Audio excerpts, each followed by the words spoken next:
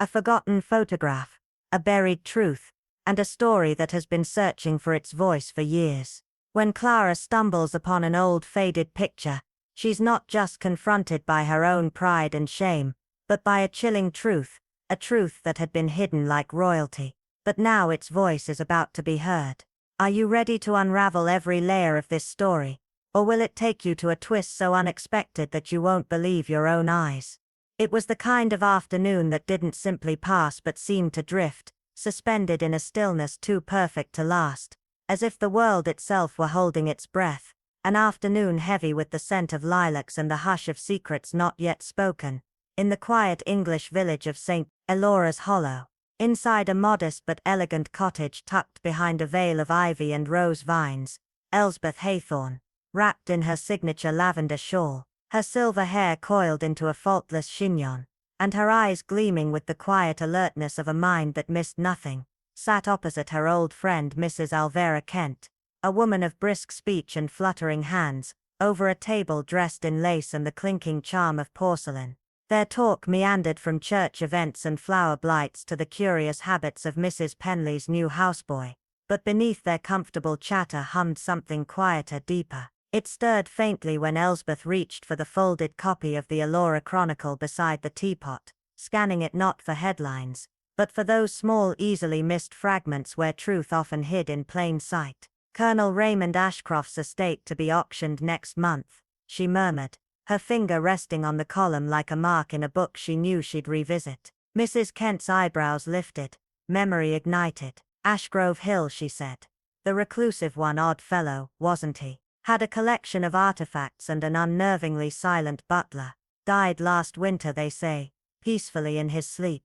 Elsbeth nodded, though a flicker crossed her expression, because she remembered something strange about that obituary, something that didn't quite sit right. 2 days later, after morning prayers, Alvera returned with a pale blue envelope clutched like a secret in her hand. "It's from Clara," she whispered, breathless. "My niece.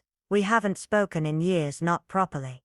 There was trouble after her mother's drowning." Elsbeth ushered her in, brewed fresh tea, and sat beside her as Alvera read the letter aloud, voice trembling. "Dearest Aunt," it began, "I know it's been long, but something has happened. At the Ashcroft estate sale, I found a box of old photographs. One in particular caught my attention, an ordinary family portrait taken in the garden, everyone posed and smiling. But in the top floor window, there's a woman. She's not part of the group. She's staring directly into the camera lens. Aunt, I believe it's my mother, and the photo is dated nearly 2 years after she supposedly drowned." There was a silence, stretched tight as thread, until Elsbeth finally spoke, her voice barely above a whisper, more to herself than to her guest. "The woman in the window," she repeated. "It's never the subjects we're meant to see who tell the truth. It's always the ones hidden at the edges, the ones no one noticed." Alvera clutched the letter, her knuckles white. But her mother's death, it was ruled accidental. She fell into the river near Glenmore Bridge. The case was closed. Elsbeth turned her eyes to the window, watching the garden where sparrows flitted in the hedges, but her mind was drifting elsewhere into shadows, into echoes of a story that didn't match its ending. "Memory fades, Alvera," she said slowly, "but truth doesn't. Sometimes it lingers, tucked away in dust and silence, waiting for someone to look closer, and when it decides to surface, it does so without mercy." The wind whispered then, rustling the curtains, carrying with it not just the scent of spring, but the faintest chill, like the breath of something long forgotten now awake. The afternoon had begun its slow descent into twilight, casting long amber streaks through the lace curtains of the sitting room, bathing the faded wallpaper and polished brass fixtures in a warm yet uneasy glow that seemed to cling to the silence between the two women like a veil. Evelyn Harrow rose with a deliberateness that betrayed the storm of thoughts behind her composed exterior, and crossed the creaking floorboards toward an old walnut bureau tucked discreetly beneath the bay window. This unassuming piece of furniture, worn smooth from decades of use, held the clutter of a quietly extraordinary life: bundled newspaper clippings, yellowed obituary notices, correspondence tied with fraying ribbon, forgotten receipts with cryptic markings, and sepia photographs that trembled on the edge of memory and myth. Evelyn had always trusted her formidable memory, but she knew the power of the printed word, of physical proof. It never forgot under pressure. Her voice was soft, nearly lost to the hush of the room, as she muttered to herself, "Amelia sees with the eyes of someone trained to notice absence, not just presence." It had been Amelia, her late goddaughter's only child, who had written the letter, one that crackled with restrained fear beneath polite phrasing, describing a photograph uncovered while she was archiving remnants of the Langford estate, a routine task until she saw it, an unassuming garden gathering from a distant summer, with guests dressed in Edwardian elegance, sipping lemonade on wrought iron chairs. But there in the top window of the east wing, obscured behind gauzy curtains, a shadow stood watching, a woman, pale, still, out of place, and more disturbing than the face, which bore a haunting resemblance to Serena Langford, presumed drowned 20 years earlier, was the brooch pinned neatly to the figure's collar, an heirloom of rare design, an iris bloom wrought in silver filigree, with blue garnets at its center, believed to have been lost in the raging floodwaters, the night Serena disappeared, her body never recovered, her name carved in stone beneath a date that now fluttered at the edge of contradiction. Evelyn's face remained unreadable, but the pieces had already begun to click into place behind her eyes. "Such items," she murmured, "do not reappear by chance. Either someone kept it hidden, or someone has been hiding in plain sight." Outside, the wind stirred the cherry trees, sending petals adrift like soft warnings from the past. That night, Evelyn prepared quietly for a journey, selecting a sensible hat, a compact travel case, and tucking away a notebook already half filled with quiet observations from a lifetime of seeing through deception. 2 mornings later, she disembarked at Blackmere Heath, a village untouched by urgency, where ivy climbed over stone walls like slow-moving secrets, and the very air seemed thick with the past. Amelia met her with a hesitant smile, tall and tightly wound, eyes ringed with restless nights. Their exchange was brief but heavy. "Something's wrong," Amelia whispered as they drove toward Langford Manor. "No one believes me, but I know what I saw, and I needed someone who doesn't flinch at shadows." Evelyn simply nodded, her voice gentle but firm. "Then we shall chase them until they tell us what they are." Langford Manor stood like a slumbering beast, grand but withdrawn, its corridors echoing with the hush of long-forgotten footsteps.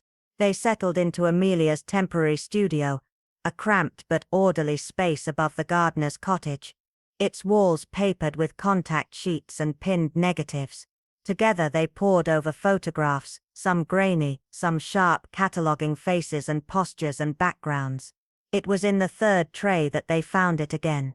The same garden scene, the same guests in feathered hats and polished shoes, but the figure in the window now appeared more defined, her features sharp, unblinking and unmistakable. The brooch caught the light as though it had been waiting for someone to remember. And this, Evelyn said, eyes narrowing, was not meant to be noticed. But Amelia had found more. A second image taken mere moments later showed the same window, curtain drawn back, but the woman was gone. Not moved. Gone. As though the house itself had swallowed her. Evelyn's fingers hovered above the photo, heart steady but her instincts loud. "We are not dealing with mere memory," she said quietly. "We're dealing with something unresolved, something that never left." In the corner of the room, a cold draft brushed against Evelyn's spine, and for a moment the air felt charged with something unseen.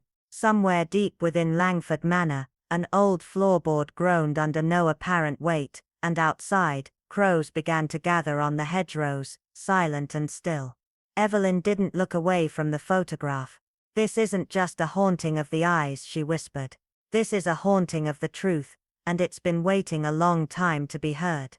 The afternoon light streamed through the old windows of Holloway House, casting fractured shards of amber and crimson onto the dusty floor, as Marianne Holloway's voice quivered slightly, breaking the silence.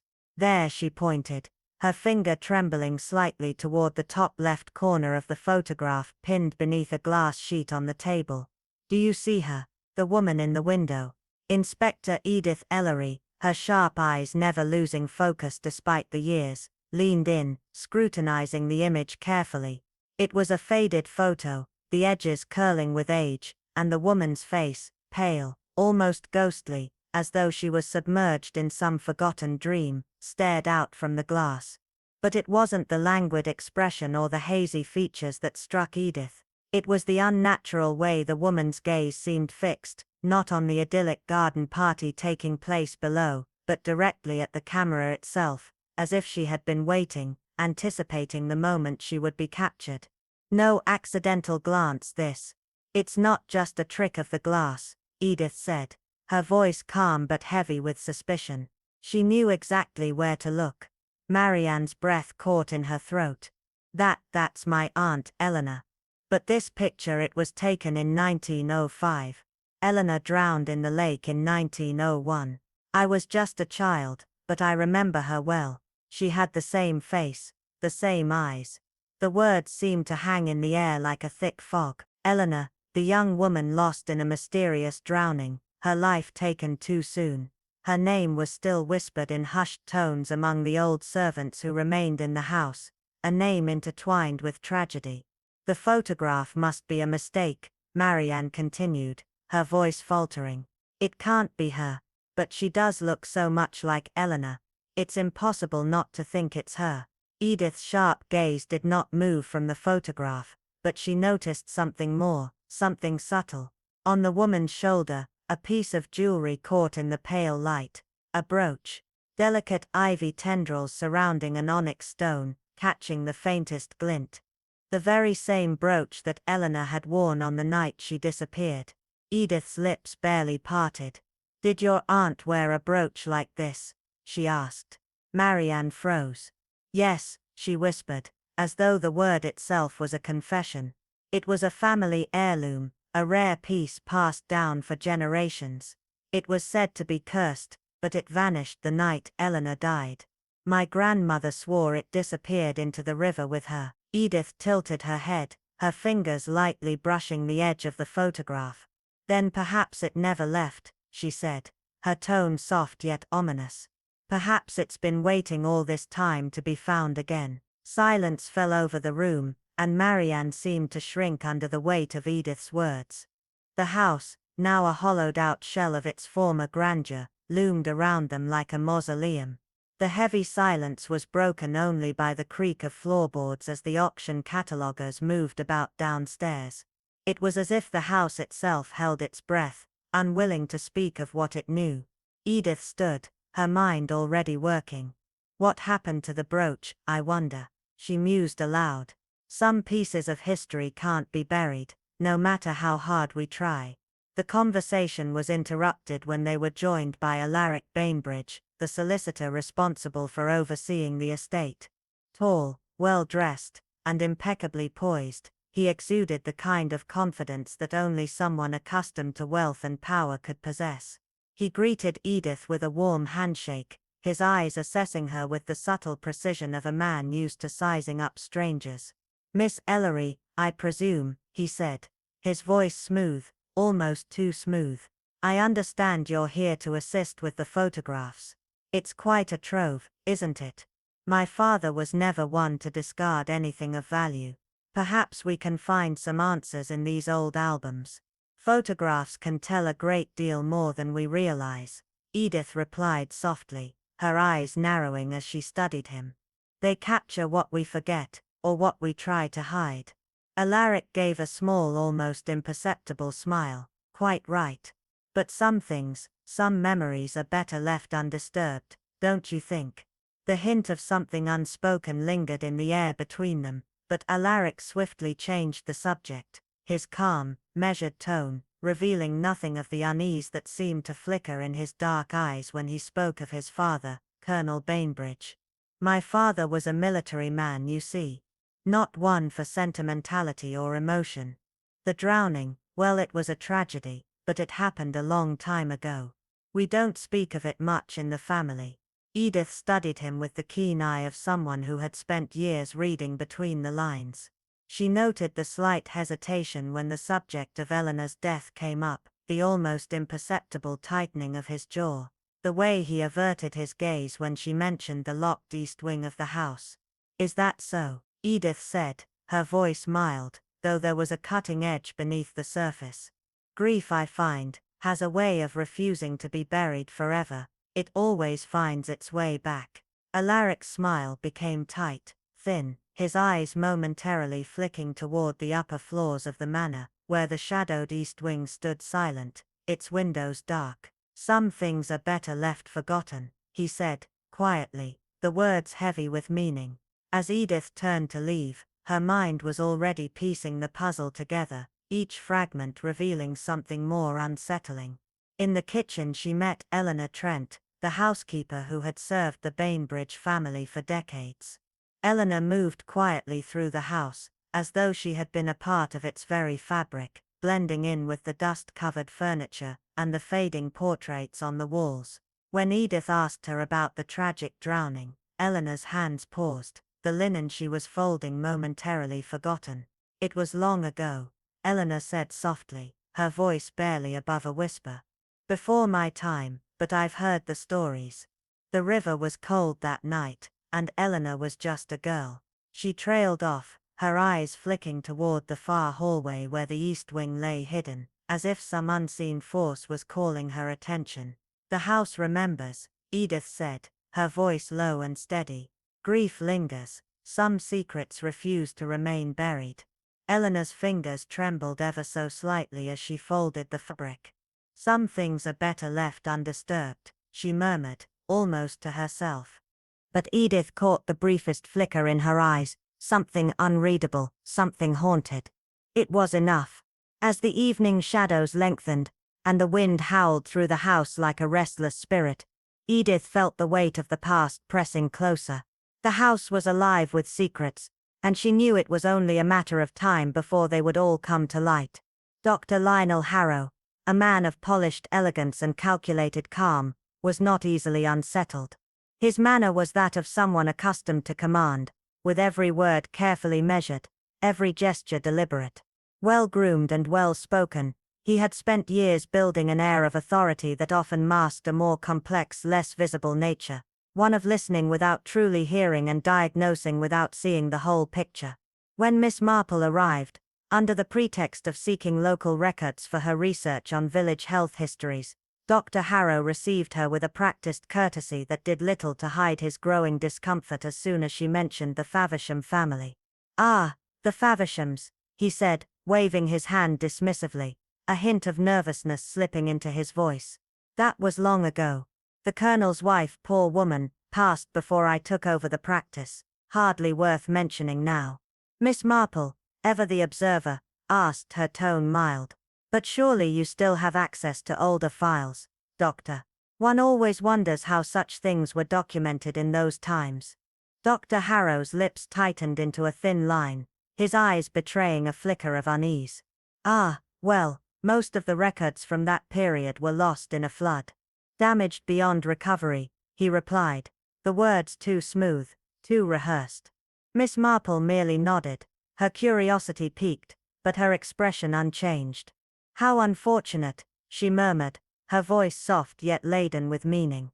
"Paper is so vulnerable, isn't it?" The doctor said nothing, but something shifted behind his eyes, a flicker of hard, suppressed knowledge, as though the flood he referred to had been a more deliberate act than nature itself. As she prepared to leave, Miss Marple's eyes caught a glimpse of a locked cabinet in the far corner of the study, its brass key still inserted in the lock. She made no comment, but in her mind the pieces began to fall into place. Those records had not been lost to water, as Dr. Harrow so conveniently claimed. No, they had been deliberately erased from memory, buried beneath layers of dust and silence. Lady Eugenia Cardew greeted Miss Marple with the frosty politeness of one who had long ago perfected the art of keeping people at arm's length. Her estate, once a stately residence, now stood only half inhabited, its grand halls filled with the hollow echoes of a past slowly crumbling away. It was said that Lady Eugenia had been more than just a long-time friend of Colonel Faversham. Some whispered that their relationship had been more intimate than anyone cared to admit. "I hear you're poking around the Colonel's estate," Lady Eugenia remarked, her voice cutting through the air like a sharp blade. How unseemly, but I suppose when the dead can't object, everyone wants a piece of something they once owned. Miss Marple, unfazed, returned the comment with her usual grace. History, Lady Eugenia, has a way of preserving what people wish to discard. It speaks whether we want to listen or not. Lady Eugenia's lips curled into a humorless smile. Then history ought to learn when to be quiet, she muttered, her fingers fiddling nervously with the edge of her necklace. They sat in a tense silence before Miss Marple, sensing the delicate shift in atmosphere, inquired, "You must have known Mrs. Faversham. Was she much like her husband?" At the mention of the late Mrs. Lady Eugenia's fingers faltered, her expression tightening. "She was frail, always unwell," she replied softly, her voice tinged with an almost reluctant pity. "The river did not take her, it only released her." Miss Marple, ever watchful, stored the choice of words away. As she nodded, her eyes briefly flicked to the window, observing the faint shifting of shadows outside. The Colonel, she knew, had never spoken of his late wife, not once since her tragic drowning. And Colonel Faversham, did he speak of her? Miss Marple asked. "Never," Lady Eugenia answered sharply, her face now veiled in a distant, unreadable expression. "She belonged to a different time, one best forgotten." Her voice faltered, ever so slightly, as though some hidden weight had shifted beneath the surface of her words. On the second afternoon at the manor, Miss Marple wandered through its echoing halls, her every step measured and deliberate. The appraisers moved through the rooms like shadows, cataloguing the remnants of a once great estate. Miss Marple, however, was not so easily distracted by the trinkets and porcelains. Her mind was occupied by something far more sinister. In the study, her gaze fell on a glass cabinet tucked in the farthest corner, its contents seemingly random, nothing of significance. But there, nestled among forgotten relics, was something that caught her eye, a delicate silver brooch inlaid with deep blue stones, shaped like forget-me-nots. Miss Marple leaned closer, her eyes narrowing. She recognized the pattern immediately. Clara had described it to her in precise detail. A label beside it read simply, "Unknown origin, estate item." Miss Marple's hands folded neatly at her waist as she stood motionless before the glass, her mind churning. If the brooch had truly been lost with Clara's mother, how had it found its way here? Was it a coincidence, or had it been deliberately hidden in plain sight? The brooch, now encased behind glass, seemed to speak of forgotten secrets and truths carefully buried. And if it had never been lost, if it had remained in the Colonel's possession, then what did that say about the real story of Eleanor Faversham's tragic drowning? She stood there, lost in thought until she noticed the fleeting figure of Eleanor Trent, the housekeeper, passing by the doorway. Their eyes met briefly, and Miss Marple saw something flicker behind the housekeeper's calm exterior. A hint of recognition perhaps, or a fleeting hesitation. It was enough. The pieces were falling into place. The brooch, the secrets, the lies, it all pointed to a truth, carefully concealed beneath layers of time and silence. The house, with its crumbling walls and darkened corners, was more than just a place of mourning. It was a tomb for the truth, and Miss Marple knew, as surely as she knew the sun would rise, that she was about to unearth something far more sinister than anyone had dared to imagine. Clara stood by the window again, clutching the same photograph, its edges worn from overzealous handling, her gaze tracing the woman's features with a heightened sense of urgency. The woman's eyes seemed to pierce through the photograph itself, as though she could read Clara's every thought. The brooch, the silver one with the deep blue forget-me-nots, had belonged to her mother, a piece of history she had convinced herself was lost. But the more she studied the photo, the more certain she became that this wasn't just a fleeting resemblance. This was deliberate. "That brooch," Clara muttered, almost to herself, her voice tightening, as she spoke the word she had been avoiding. "It wasn't an accident. It's too deliberate." Miss Marple, seated nearby in her chair, knitting with a calm precision, didn't immediately reply, but let the silence stretch, punctuated only by the quiet click of her needles. "Do you truly believe it's her?" Miss Marple asked, her voice soft, almost as if she had known the answer all along. Clara nodded, the tremor in her hands betraying the conviction in her eyes. "I remember her face," her eyes, the arch of her brow, and the brooch. It disappeared with her just before she. The words seemed to hang in the air between them. Miss Marple folded her knitting and leaned in slightly, her expression unreadable. But if the photograph was taken in 1913, and your mother died 4 years earlier, then surely she. Miss Marple let the sentence trail off, letting Clara make the realization herself. The younger woman's face went pale, the sudden chill of the revelation sweeping over her like a winter breeze. She didn't die, Clara whispered, the words heavy with disbelief. It was all a lie, a cover-up. Miss Marple's voice was almost a murmur. People often think they can erase the truth, but truth, dear Clara, is rarely so easily hidden. It's when we try too hard to bury it that it begins to leak out, often in the most unexpected ways. Clara's fingers clenched around the photograph, as if holding it could somehow anchor the unraveling reality. The past had stirred, and it wasn't ready to go back to sleep. The night fell over Waverton Hill with an eerie quiet, the air thick with the scent of lilac carried by the late wind. Miss Marple, woken by the restless stirring of her thoughts, slipped from her bed, and moved toward the window, drawn by the faint flicker of light. There, across the dark expanse, the garden behind Dr. Harrow's practice glowed with an orange pulse, the steady beat of flames consuming something just out of reach. Miss Marple's keen eyes took in every detail as she watched Dr. Harrow feed sheets of paper into a small incinerator, his movements deliberate, unhurried, as though he had made peace with the task at hand. The unmistakable shapes of manila folders and file clips danced in the flames, and Miss Marple's heart skipped a beat. Those weren't just any papers, those were records, buried truths, intentionally fed to the fire. The next morning, Miss Marple visited Dr. Harrow once more, cloaked in the innocence of polite inquiry. She mentioned the fire, her tone casual but sharp beneath the surface. "I noticed the light last night," she said with a small nonchalant smile. "Rather late for gardening, don't you think?" Dr. Harrow's smile faltered, but he recovered quickly. "Ah, just some old files," he said, his voice a touch too smooth. "We doctors are advised to clear out clutter, you see. Patient privacy and all that." Miss Marple's gaze sharpened, her voice soft but laced with an undeniable edge. "Yes, paper does burn easily, doesn't it? And sometimes, it carries the truth with it." For a moment Dr. Harrow's expression hardened, a flicker of something dark crossing his eyes, but it was gone before Miss Marple could truly register it. He nodded politely, but Miss Marple knew, the records had been no accident. Clara had taken to roaming the empty halls of the manor, her camera slung over her shoulder, clicking pictures of forgotten corners, the spaces that had once held memories now shrouded in dust. It was on one such evening, as she moved quietly through the house, that she heard it, a creak sharp and sudden from above. The attic door stood ajar, the darkness within teasing her curiosity. Moving with practiced stealth, Clara ascended the narrow stairs, the beam of her flashlight cutting through the gloom. At the top she froze, her breath catching in her throat.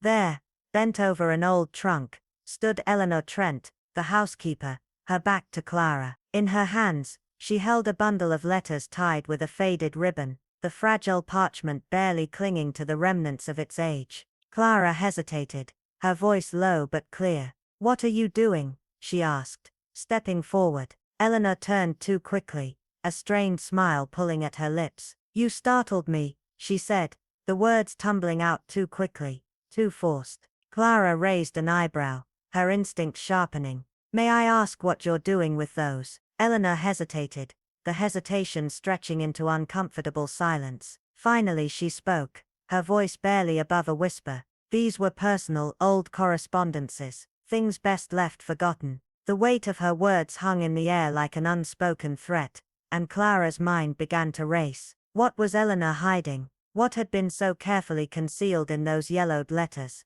Miss Marple's words echoed in her mind.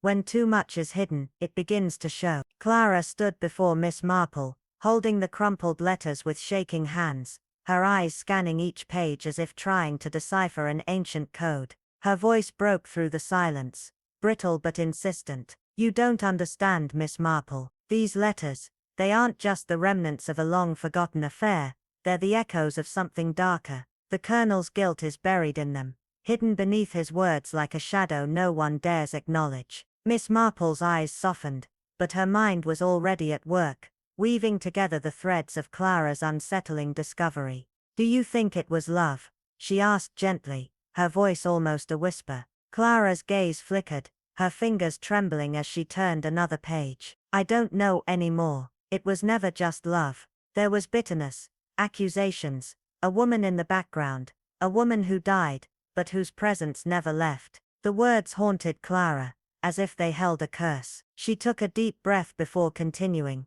her voice low, as if confessing a hidden truth. "Miss Marple, do you think he killed her?" The question hung in the air, thick with the weight of possibility. Miss Marple studied her intently before replying, her voice steady, yet laced with the chill of experience. "Not murder perhaps, but a death that never truly left him. There are ghosts, Clara, but some are not born of the grave. They are born of things left unsaid." Clara sank into the chair beside her, her face etched with exhaustion and disbelief. The truth was more elusive than she had imagined. How could she reconcile these letters with the image of the man who had once been her protector? The garden outside seemed to pulse with secrets of its own, the wind rustling through the hedges as if urging her to look deeper. Miss Marple turned to the window, her eyes narrowing, as the sound of footsteps approached. The gardener, Mr. Penrose, appeared at the edge of the garden, stooped and weathered like a relic of another time. His eyes met Miss Marple's briefly, before he shifted his gaze to the horizon, where the memory of the past seemed to linger. "Do you remember the Colonel, Mr. Penrose?" Miss Marple asked, her tone casual, but her eyes sharp. "He used to walk here with his wife, didn't he?"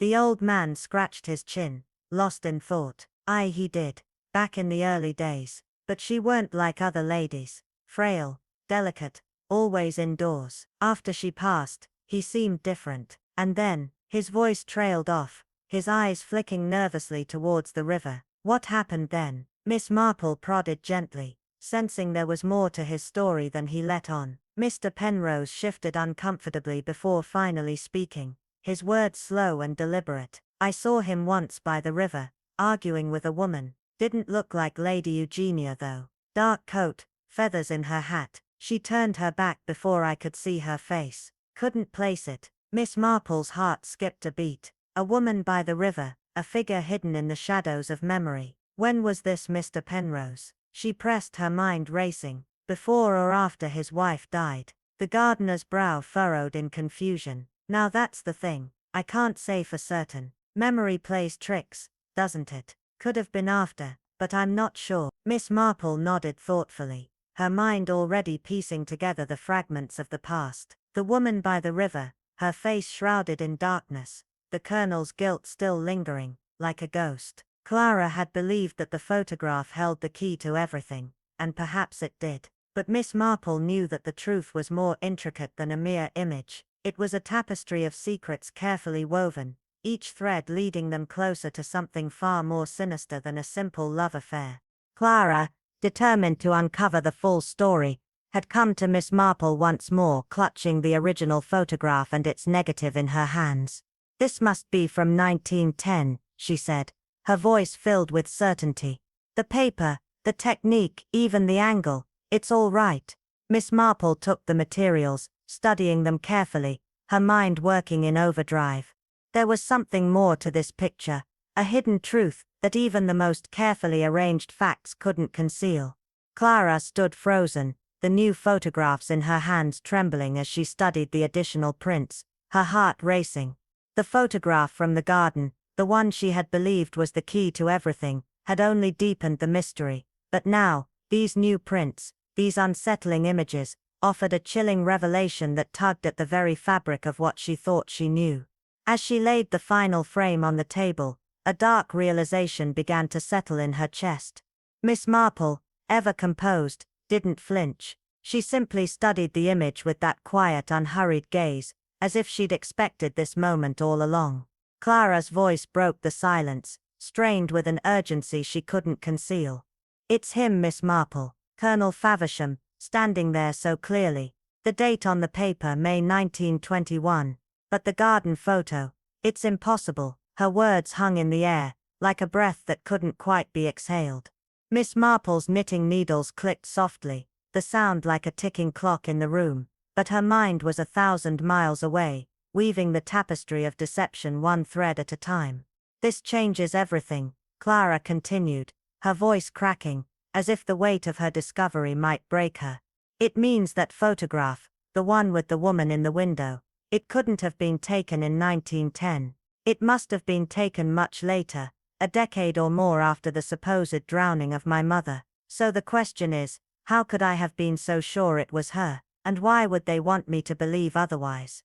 Miss Marple looked up from her knitting, her eyes cold with the precision of someone who knew exactly what Clara was about to realize. "Because someone wanted you to believe that photograph was the truth. But the truth is often masked by the very things that seem to validate it. The brooch, the photo, the dress, it all fits a pattern, but that pattern has been carefully crafted, perhaps by someone who knew exactly what to manipulate." Clara's breath caught as she absorbed Miss Marple's words. This wasn't just a case of mistaken identity, it was a deliberate performance, a carefully staged reenactment, one that had all the right elements to make her believe in a lie, to build a story around a woman who may have never existed the way Clara thought. "But why the deception?" Clara whispered, her mind spinning. "What do they want from me? What did they hope I would find?" Miss Marple's expression softened ever so slightly, but her gaze remained intense, as though she could see through the veil of time and into the heart of the conspiracy.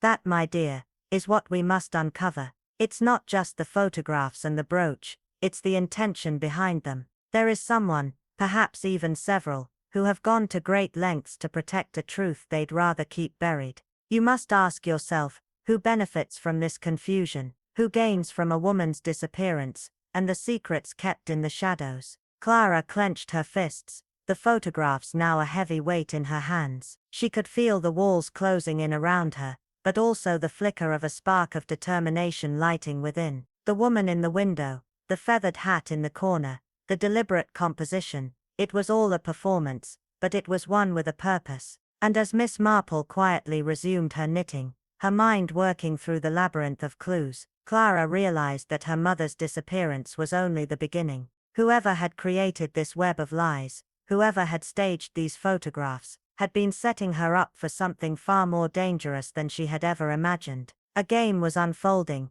and Clara was now at the center of it, poised to uncover a truth that would change everything, and perhaps cost her more than she could ever afford. Miss Marple paused as she considered the implications of the photo. "So the woman in the window could not have been your mother, Clara, because by 1921, she would have been well beyond rescue," she said softly, the words hitting like a cold wind. Clara lowered her gaze, the weight of the truth settling over her like a shroud. It was a cruel realization, but one that had been lurking in the corners of her mind for days, waiting for clarity. Miss Marple's voice was gentle, yet firm. "But there is still something to uncover, something deeper than the dead, who cannot return to life." The words echoed in the room as Clara struggled to understand the web of deceit that seemed to stretch endlessly before her. That afternoon, Miss Marple led her to the room where the Faversham estate's treasures were being catalogued, a room that now felt more like a crypt of forgotten histories than a space for sale. Among the items, a locked cabinet stood out, and Miss Marple's gaze rested on the brooch displayed inside. The forget-me-not pin, its sapphire petals gleaming faintly in the lamplight. Clara had sworn it was her mother's, but Miss Marple wasn't convinced. "I wonder," she murmured as she studied the brooch, "if this design is unique." Later that evening, under the guise of returning a borrowed shawl, Miss Marple visited Lady Eugenia's estate. The evening was stiff with formality, but Miss Marple was unperturbed, her sharp eyes noting every detail. "I recall you had quite the fondness for forget-me-nots," she remarked, her voice light and almost innocent. Lady Eugenia arched an eyebrow, and the slightest hesitation flickered in her eyes. "I still do, though they're out of fashion now," she said, her tone distant. "Do you still wear the silver one with sapphires?" Miss Marple asked casually, her words like a carefully placed chess move. The pause that followed was imperceptible, but in it, Miss Marple found her answer. "Oh, I dare say it's somewhere," Lady Eugenia replied, her voice stiff, her discomfort barely concealed. Miss Marple smiled serenely, the pieces of the puzzle clicking into place. By the time she returned to the manor, the full scope of her suspicions had crystallized. The brooch in the cabinet, and the brooch in the photograph had always belonged to Lady Eugenia, and the woman in the window was not Clara's mother. Alone that night, Miss Marple spread out the photographs, each one a silent witness to a hidden truth. From the garden party photograph to the newspaper clipping, and finally to the infamous image of the woman in the window, the chronology was clear. The woman's posture, too poised, too deliberate, was the stance of someone playing a role, not a woman caught in an accidental moment. The dress, high-necked and unfashionable for 1921, was the kind of garment one would wear when trying to recreate the appearance of someone long dead. Miss Marple's fingers traced the edges of the old newspaper clipping, an engagement announcement from 1906, the details carefully withdrawn days later. The pieces fell into place. If Lady Eugenia had once been betrothed to Colonel Faversham, then jealousy, and a deep sense of loss might have been the catalyst for her scheme. The brooch, the photographs, the carefully constructed illusion of the past, all pointed to one thing. Lady Eugenia had orchestrated the entire charade. She had manipulated the past, dressing herself as the long-dead woman, creating an illusion so convincing that even Clara had believed it. The motive was clear now: Clara's digging, the impending sale of the estate, and Lady Eugenia's desperate need to protect her vanity. The woman in the window was no ghost, but a carefully crafted performance. A woman who had chosen to be seen, to project her grief as a mask, to claim a past she had no right to. As Miss Marple sat in her room that night, the final threads of the mystery woven together, she understood the depth of the deception. The affair between Lady Eugenia and Colonel Faversham had never truly ended. It had lived on in secrecy, and now, decades later, it had resurfaced in the most unlikely of ways, bringing with it a storm of lies and carefully hidden truths. The past, Miss Marple realized, had never faded. It had only waited to be uncovered, one carefully placed photograph at a time. Miss Marple sat quietly in her room, her thoughts spinning like the delicate threads of a spider's web. The pieces of the Faversham puzzle were finally coming together, their sharp edges cutting through the fog of years of deceit.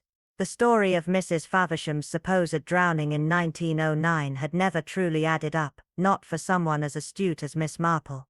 For years it had been accepted as an unfortunate tragedy, a moment of fleeting sorrow in the Faversham history.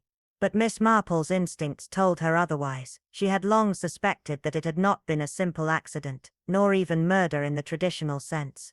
No, this was far more sinister, a disappearance, orchestrated with meticulous planning, carefully masked by those involved, especially Dr. Harrow, whose controlled medical records and quiet discretion had shielded the truth. Mrs. Faversham, a woman of quiet strength, had never been the frail, sickly creature she was painted as. Beneath her calm exterior had simmered a quiet yet fierce desire to preserve her place, her marriage, and most importantly, the inheritance that came with it. It was her quiet and unnoticed existence that had allowed Lady Eugenia to covet what she could never have, the title, the estate, and the legacy that came with being Mrs. Faversham. But Mrs. Faversham had known that her husband, the Colonel, was not as steadfast in his affection as he once was. Lady Eugenia, cunning and proud, had been his long-held secret, a liaison that Mrs. Faversham could not tolerate for much longer. The turning point had come when Mrs. Faversham disappeared from the public eye under the guise of illness. Harrow had played his part, quietly shuffling her away from prying eyes. The waters of the river that had been so conveniently linked to her death served as a perfect metaphor for her vanishing act, a tale that swept suspicion under the rug and allowed the world to believe she had drowned. No questions asked, but what they hadn't anticipated was the persistence of people like Clara, who unknowingly began to unearth the truths buried in time. Clara's discovery, though accidental, had set in motion a chain of events that no one had expected, not even Lady Eugenia herself. It was then that the need for deception became urgent. And so Lady Eugenia had staged the perfect reenactment, stepping into the shoes of the woman who had drowned, years ago, draping herself in the same fashion, standing at the same window, and allowing herself to be photographed in a moment of deliberate illusion. It had all been so carefully orchestrated. The photo, once thought to be an innocent mistake, was in fact a calculated message, a signal to anyone who might dare to uncover the truth. But Lady Eugenia had made one fatal error. She had underestimated Clara's determination and Miss Marple's ability to notice the smallest of details. When Miss Marple arrived in the garden to speak with Martin Faversham, the air was thick with tension. Martin, as always, greeted her with his customary grace, but there was something strained in his posture, something that spoke volumes. It was as though the weight of the years, the secrets buried in his family's past, had become too heavy for him to carry any longer. "I imagine you found what you came for," he said without preamble, his words clipped. Miss Marple's voice, soft yet unwavering, cut through the air. "I found what needed to be seen," she replied. "The truth, even when inconvenient, has a way of surfacing, Martin." Martin gave a hollow, mirthless laugh, the sound barely masking the underlying fear in his tone. "And what truth is that?" he asked, his gaze evasive. Miss Marple studied him for a long moment, letting the silence stretch between them before she spoke again, her voice gentle but firm. "Your mother," she said softly, "did not drown. In 1909, she was removed, disappeared under the care of your father and Dr. Harrow, likely placed in an institution under another name." Martin's face drained of color, his hand faltering as he dropped the rose trimmings he had been carefully arranging. "That's absurd," he muttered, his voice trembling with disbelief.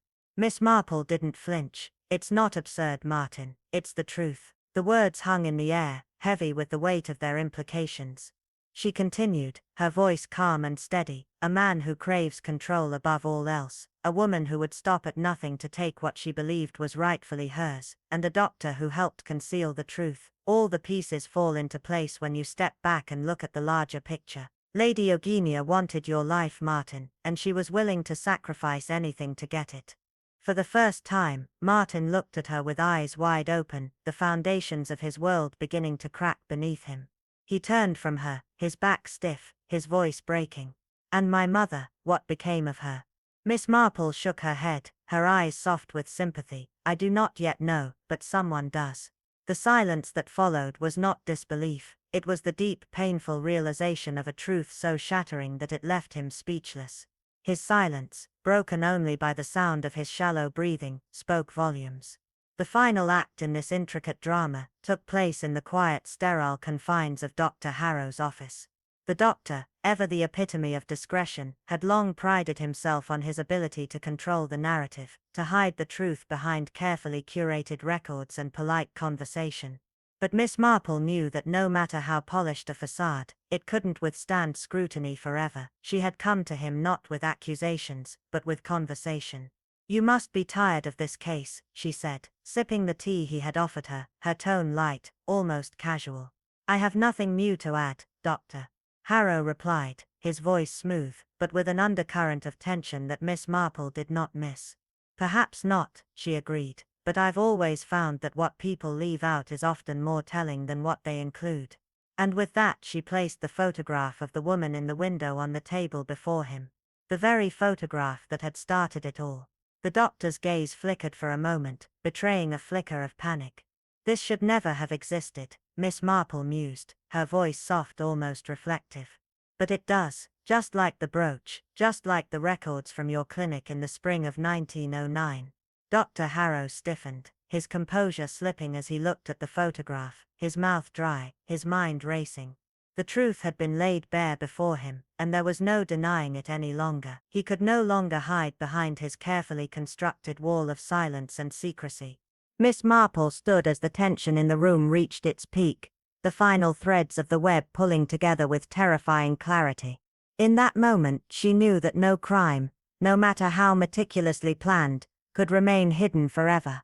The truth, like water, had a way of seeping through even the smallest cracks, and the tangled web of lies spun by Lady Eugenia and Dr. Harrow was unraveling, piece by piece, in front of her very eyes. The ancient drawing room of Ashcroft Manor, a place where time had seemingly stood still, had not felt such a thick tension in decades. The worn, moth-eaten tapestries on the walls whispered of a grander era long past, the light from the high windows casting long, eerie shadows across the room.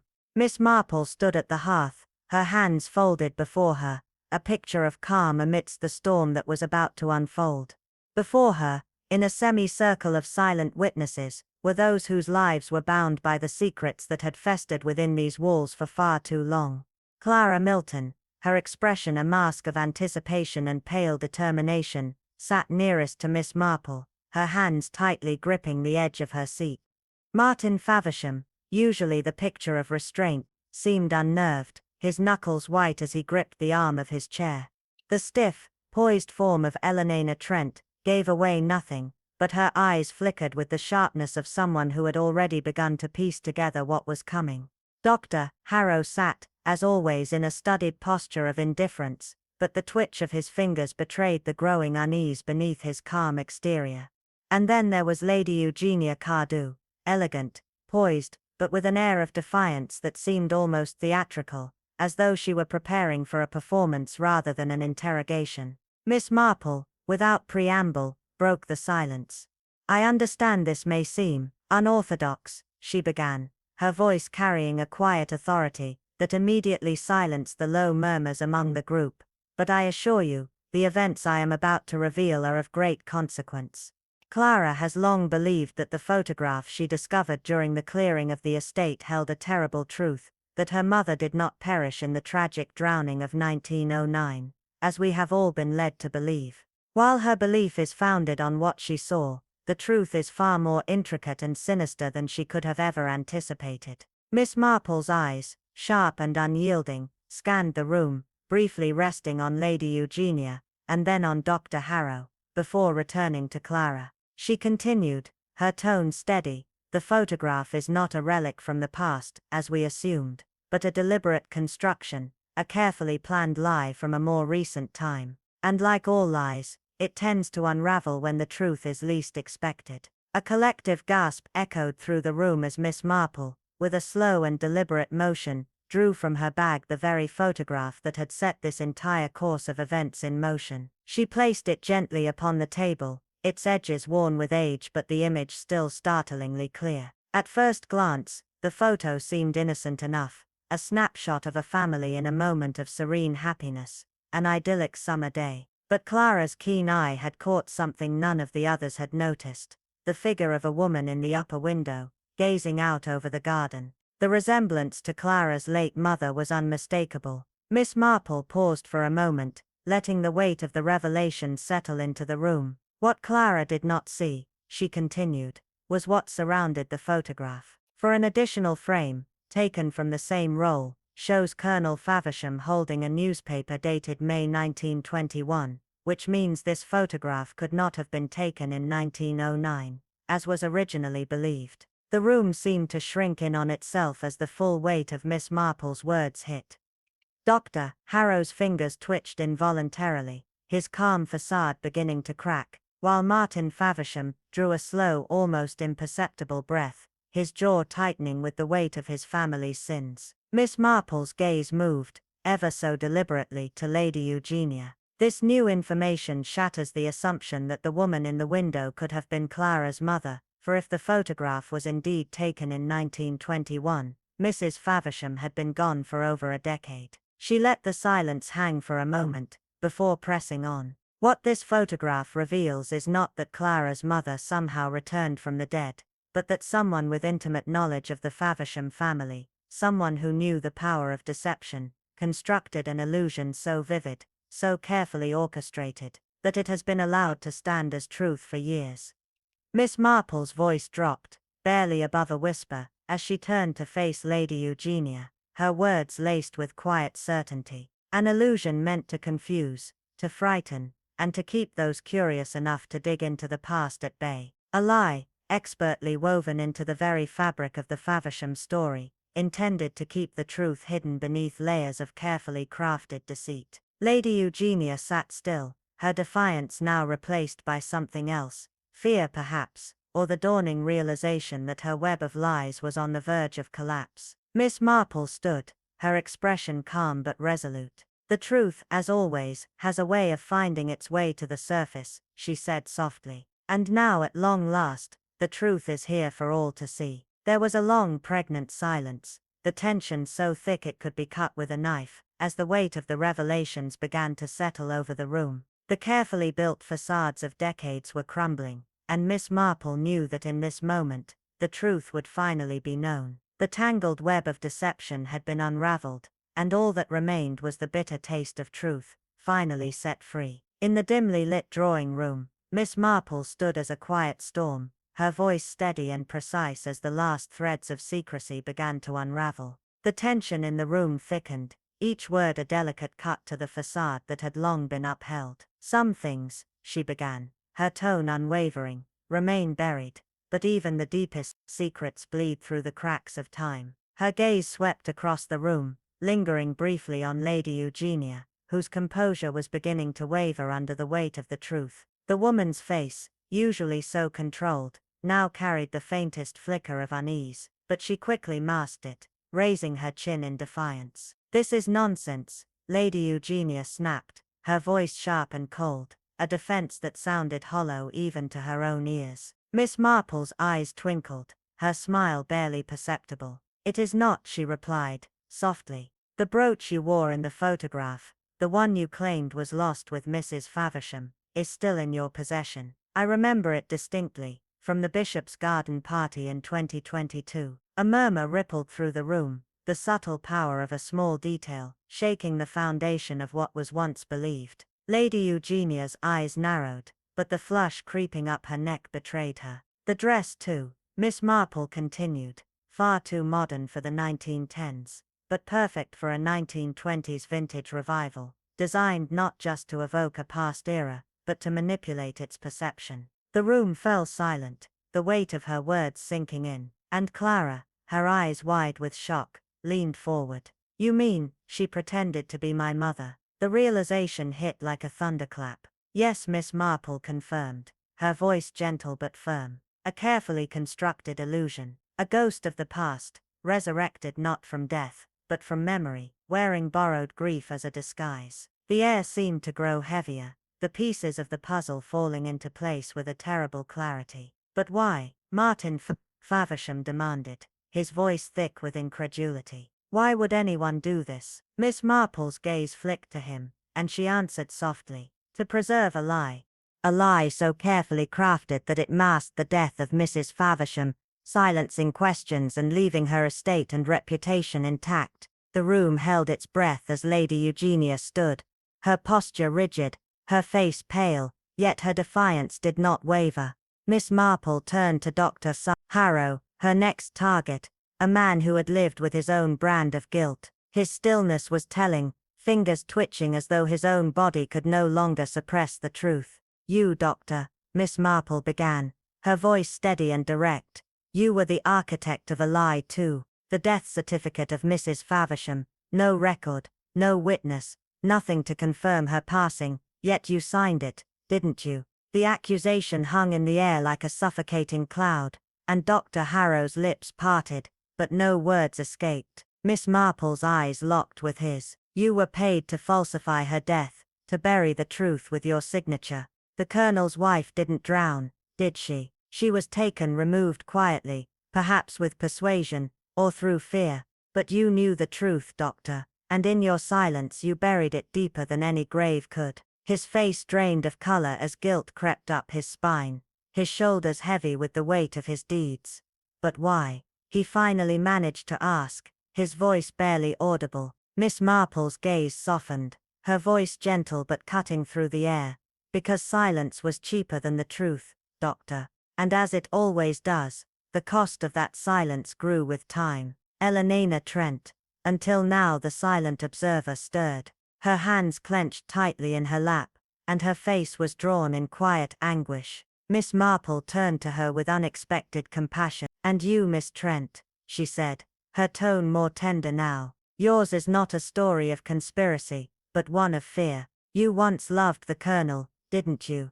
That much is clear from the letters Clara discovered." Eleanor looked up, her face ashen, as her past was laid bare. "I burned them," she whispered. "Yes," Miss Marple agreed, "but not before Clara copied them. They spoke of passion, of a love once had, and a betrayal yet to be realized." The room fell silent once more, each person lost in their own thoughts, the weight of their secrets pressing down like an invisible force. Each layer of the lie was peeled away, revealing a truth that had been hidden for years. The photograph, once a simple memory, now stood as the symbol of a carefully constructed deception, one that had survived only because no one dared to look too closely. But Miss Marple had, and in doing so, she had set in motion the unraveling of a story too long buried in the shadows. As the room sat in thick, suffocating silence, Miss Marple's eyes swept over the gathered faces, each one frozen in place, their tension palpable. The truth, as you all seem to now understand, is a dangerous thing, she said softly, her voice carrying the weight of years spent observing the intricacies of human nature. She turned towards Lady Eugenia, whose veneer of calm was beginning to crack under the weight of the revelations. You see, Lady Eugenia, all your careful machinations, your silences, your distractions, have not been enough to erase the shadows you've cast. It was never just about the photograph. That was only the beginning. The room was still, a breath held as Miss Marple placed the photograph before them once more, allowing the dim light to catch the corners of the image. The once innocent scene of a woman in a garden was now a canvas of carefully crafted lies and deceptions. It was the brooch, Miss Marple continued, her gaze unwavering as she looked directly at Lady Eugenia. A trinket lost, or so you thought, when Mrs. Faversham met her untimely fate. But the truth is, it was never lost, was it? You wore it to the bishop's garden party just 2 years ago. A small detail, yes, but enough to tear apart the carefully spun web you thought was impenetrable. Lady Eugenia's hands tightened, the flush of her cheeks deepening as her carefully constructed composure faltered. Miss Marple did not flinch. She pressed on, each word deliberate. The dress you wore, a perfect imitation of the past. It spoke to a time, a moment you wished to resurrect, a time when you were untouched by scandal, when you could have the life you always desired. But there, hidden in the folds of that dress, was something far darker, a desire to rewrite history, to bury a truth that could ruin everything you worked so hard to protect. The tension in the room tightened, and Clara, her heart racing, finally spoke, her voice trembling. You mean, she pretended to be my mother, she stole her identity. Miss Marple's expression softened, her voice gentle yet resolute. Yes, Clara, that photograph was never meant to be seen. It was staged, a performance in the hope that it would never be questioned. But when you uncovered it, the house of cards began to collapse. The weight of the revelation hung in the air, and the eyes of those in the room shifted to Dr. Harrow, who had gone unnervingly still. Miss Marple turned to him, her gaze piercing. You were involved, Dr. Harrow. A man bound by his own desires and fears, caught between loyalty and self-preservation. You were the only one who could have signed Mrs. Faversham's death certificate, a document that never should have existed. No formal filing, no official record, just your word, Dr. Harrow shifted uneasily, his fingers tightening on the arm of his chair. Miss Marple did not relent. You knew the truth, and yet, for the right price, you allowed the lie to stand. You told everyone that she drowned. But she didn't, did she? She was taken, removed from the world, quietly and carefully. And you, Doctor, helped bury the truth, not in earth, but in ink. You sealed her fate with a signature, and a lie. The room fell silent, the weight of Miss Marple's words settling over everyone like a shroud. But it was Lady Eugenia who broke the stillness, her voice faltering as she spoke. You can't prove any of this. Miss Marple's smile was almost imperceptible, but in it, there was no room for doubt. I do not need to prove anything. The truth, as they say, has a way of emerging when the time is right.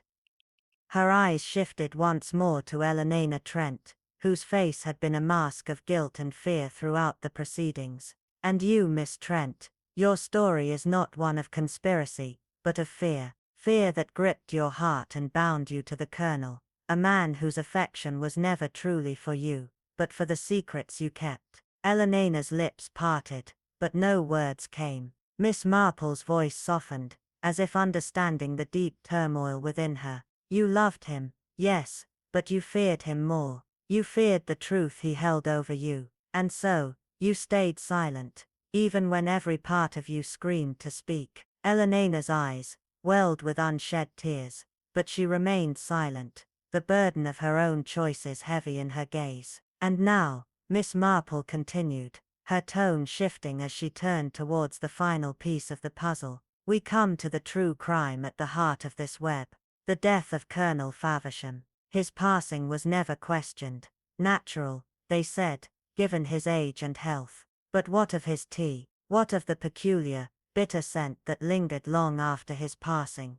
The room's attention snapped to Lady Eugenia, whose gaze hardened, a veil of fear falling over her features. Miss Marple's words sliced through the tension like a razor. You prepared his tea, didn't you, Lady Eugenia? The very drink that sealed his fate.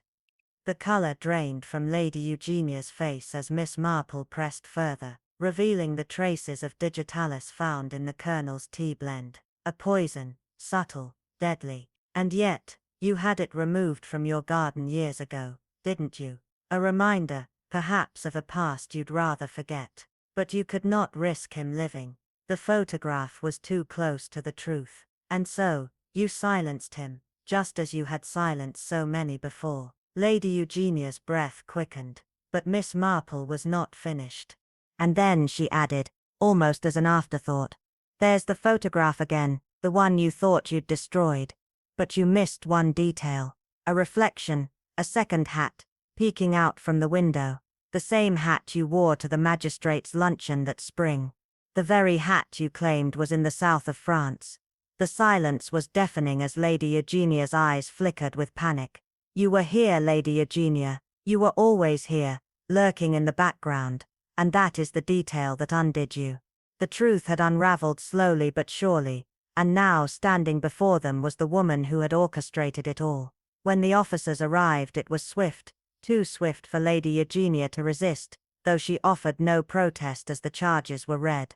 The room was now empty of any illusion, save the photograph that had begun it all, resting quietly on the table, a symbol of the lies that had bound them all, and a testament to the price of silence.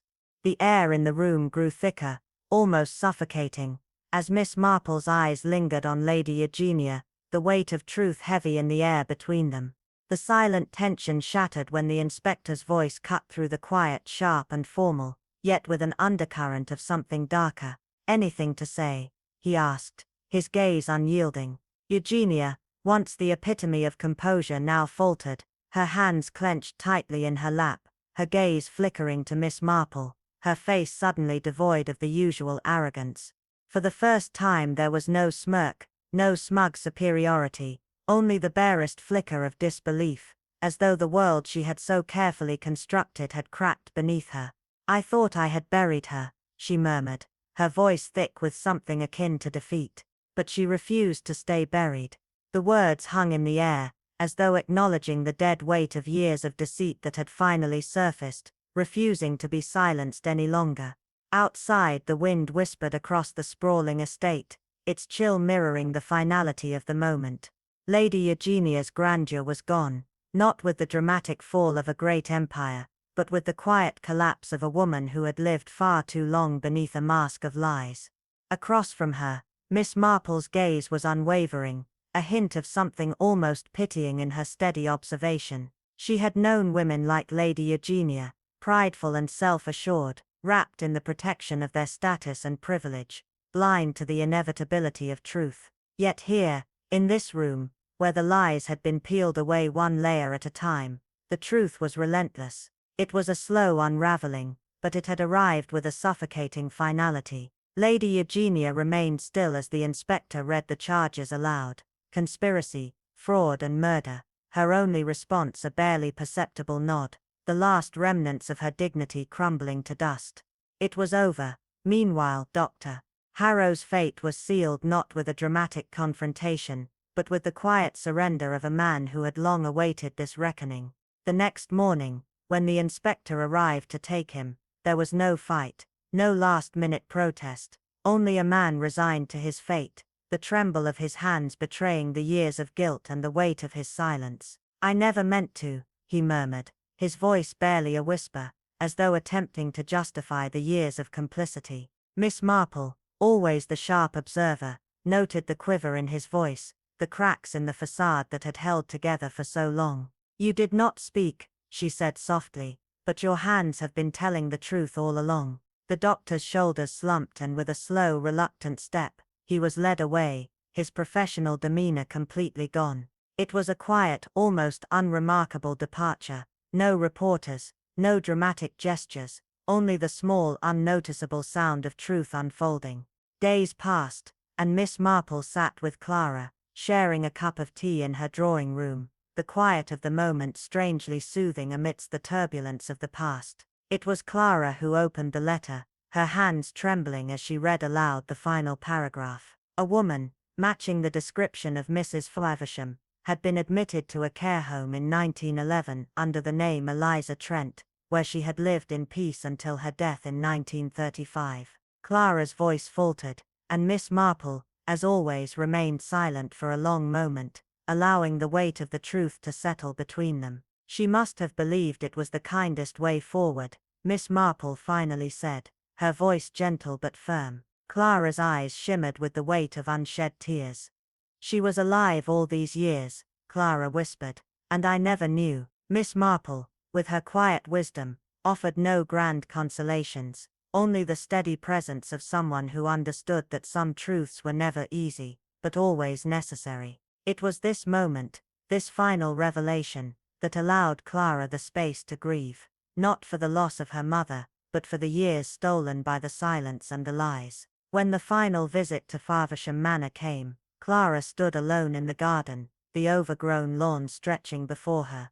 The ivy-clad conservatory loomed in the distance, a silent witness to the years of pain, betrayal, and secrets. But as Clara stood there, something had shifted inside her. The past, though unforgiving, had finally yielded something it rarely offered: closure. As the estate changed hands, and the last of its haunted walls crumbled, Clara knew that the weight she had carried for so long could finally be set down, for the truth had been exposed, and with it, her mother's quiet, unspoken sacrifice had been understood at last. The room was silent, save for the soft click of the letter's envelope, as Clara sealed it away. The past had been laid to rest, and with it, a new chapter had begun. The room, now oddly still, was the same, yet somehow different. The chairs that had once sat in neat rows before the photograph, that had captured the lingering shadow of a past too unwilling to die, seemed diminished, almost insignificant. The window through which that same image had been framed, once a haunting presence, now felt smaller, more ordinary, its mystery having faded like the edges of the photograph Clara had spent countless hours studying. Her fingers, trembling ever so slightly, ran over the worn edges of the image, now crinkled and dog-eared from the weight of her scrutiny. She had long since memorized its every detail, and yet still, she couldn't escape the pull of that window, that ghostly reminder of the life that had once been. But today, she folded it carefully, tucking it into her coat pocket without a second glance. She no longer needed to see her mother's face framed in that silent, sorrowful reflection. The weight of it had begun to shift. What mattered now was not the shadow of the past, nor the things that had been stolen from her. What mattered was what had been uncovered, the truth that had been waiting to rise to the... She inhaled deeply, feeling the cool air against her skin, the long grasses outside, swaying gently in the wind. It was a quiet moment of release, the kind that came only when you could finally accept the things you could not change. Clara turned from the conservatory, her footsteps firm, the weight of the past no longer bearing down on her with the same intensity. It had never truly been waiting to be solved. It had simply been waiting for someone brave enough to confront it, to stand face to face with what had been buried for so long. "You know, I always thought Lady Eugenia a bit too refined for her own good," Mrs. Weatherby remarked, as she sank back into her favorite armchair, a knowing gleam in her eyes. "Murder, though, one doesn't quite expect it from someone who used to donate marrows to the church bazaar." Miss Marple, the ever diligent observer, stirred her tea slowly, almost absent-mindedly, as if the conversation were merely an extension of her thoughts. "Vanity, my dear," she replied softly, her voice steady, and a touch of desperation. It's a powerful thing when someone cannot bear to be forgotten. Mrs. Weatherby raised an eyebrow but said nothing. Instead, she poured herself more tea, the silence between them stretching comfortably.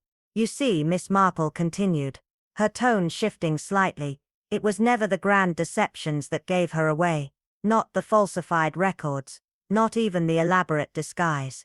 It was the smallest of details. The hat, the brooch, the slight curve in a reflection, a single imperceptible flaw that once noticed becomes a key to everything else. Mrs. Weatherby blinked, not quite understanding at first, but the realization dawned on her as Miss Marple's words settled in the air between them. The doctor, Miss Marple mused, he will answer for his part, though I suspect he began with good intentions.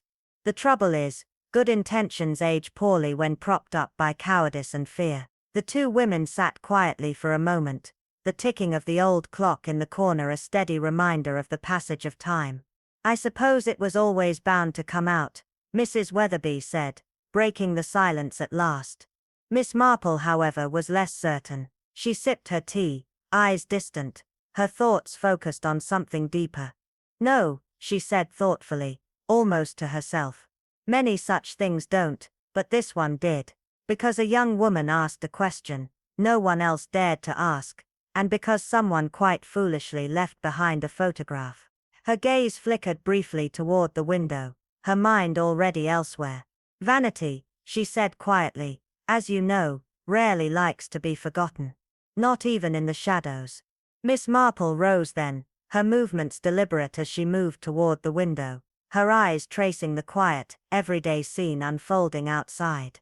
Children played in the distance, their carefree laughter drifting on the wind.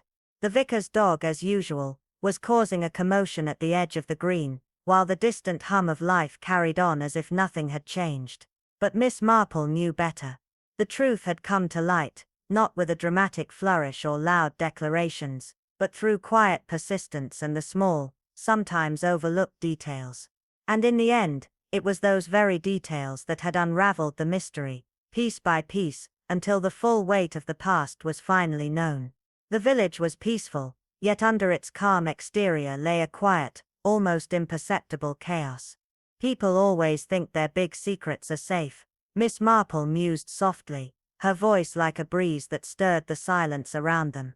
They lock truth in attics, bury bodies in rivers, and go to great lengths to alter the past. But it's never the grand lies that catch them, my dear, it's always the small things. Mrs. Weatherby paused in her needlework, raising an eyebrow at the old woman's words, her curiosity piqued. Small things, she asked. Miss Marple's eyes sparkled with a glimmer of mischief, and knowing, a quiet wisdom, that could only come from years of watching the world through a lens of truth and human folly. Yes, it's always the small things, she said, leaning forward, her voice soft but firm. Like a misplaced hat pin, or a brooch that's out of place, or even a photograph, one someone thought they'd thrown away. She sighed with a certain fondness, as if she could almost hear the echoes of those long-forgotten moments. Thank goodness they do though, for where would justice be without a touch of vanity? Mrs. Weatherby chuckled, a low, knowing sound that seemed to dance in the air. Outside, the village of St. Mary's carried on, blissfully unaware of the dark tale that had passed through its hedges, now uncovered, understood, and finally put to rest. Yet, Miss Marple knew better than most. Sometimes, the most profound mysteries weren't about who had committed the crime, but about why someone believed they could hide the truth forever. In this case, it wasn't a body that had surfaced, but a photograph, a single image that once unearthed, unraveled decades of deceit and veiled family secrets.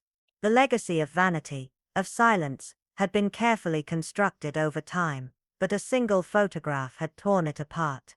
Miss Marple's voice carried the weight of years as she reminded them. Evil doesn't always wear a villain's mask. No, often it hides behind the prettiest smiles, behind the most polished manners, and behind the harmless little lies we tell ourselves.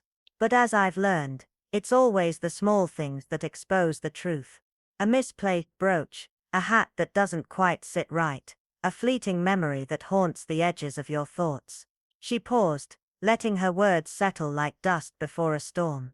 Truth doesn't shout, she continued softly, almost to herself. It lingers, patiently waiting for someone sharp enough and brave enough to notice it. Clara, standing in the quiet of the conservatory, felt the weight of those words more deeply than anyone else in that room. In her pursuit of the truth, she had uncovered a legacy of lies, not just about her mother, but about a family that had hidden its darkest secrets behind walls of silence. Justice had been served, but not without cost. Some wounds could not be mended, not entirely. Clara had never met her mother again, and yet, through the cold, relentless pursuit of truth, she had finally met the woman she had only grieved. She understood, now, the depth of the mystery, and in that understanding, there was a strange sort of peace, one that did not seek vengeance, but embraced the painful clarity of truth. If you had stumbled across that old photograph, the one that quietly hinted at a lie, buried deep within your family's past, would you have pursued the truth, no matter the cost? Or would you have left the past to rest in its silent grave? The question hung in the air, unspoken but present, inviting a reflection that would echo far beyond the walls of the room. What do you think of Miss Marple's deduction? Did you suspect Lady Eugenia? Or were you led astray by the tangled web of red herrings? Share your theories, your thoughts and your emotions in the comments below. Let's unravel this mystery together. Don't forget to subscribe for more of these timeless tales, and share them with fellow mystery lovers. Your support helps us keep these stories alive, and we're grateful for every one of you. Until next time, keep your eyes open. The quietest villages often hold the deepest secrets.